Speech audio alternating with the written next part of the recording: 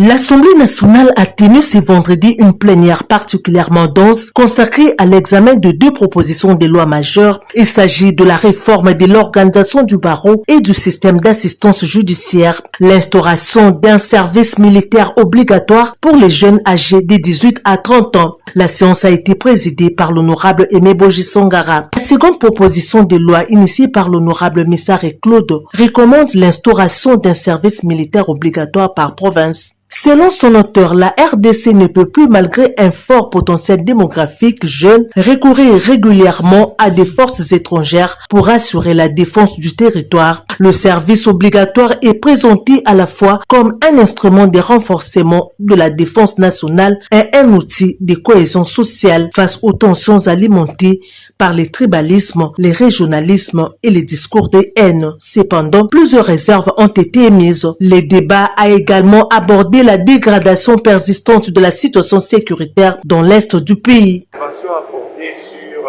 l'enrichissement de la loi de notre collègue Claude Messare sur l'instauration d'un service militaire obligatoire. Et c'est une loi qui est vraiment riche, mais j'ai apporté deux petites modifications, propositions quant à premièrement, le fait de ne pas mettre les centres de formation sur toute l'étendue du territoire national, parce que plus on aura des centres, moins ça sera efficace et on n'arrivera pas à bien contrôler. Mais les candidats ou les conscrits peuvent s'enregistrer dans chacune des provinces, mais avoir peut-être 4, 5, 6 ou quelques centres qui seront vraiment efficaces sur l'étendue du territoire national.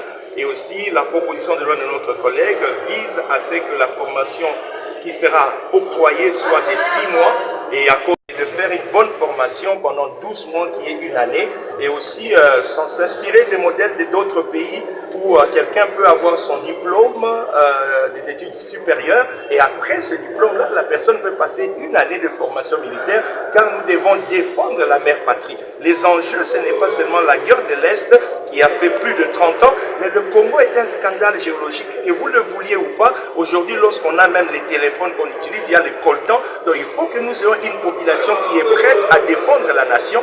Et n'oubliez pas, nous avons le deuxième plus grand bassin au monde, le bassin du Congo. Donc la forêt du Congo est un enjeu. Et toute la génération nous sera vraiment redevable si nous arrivons à instaurer et à appliquer cette proposition de loi.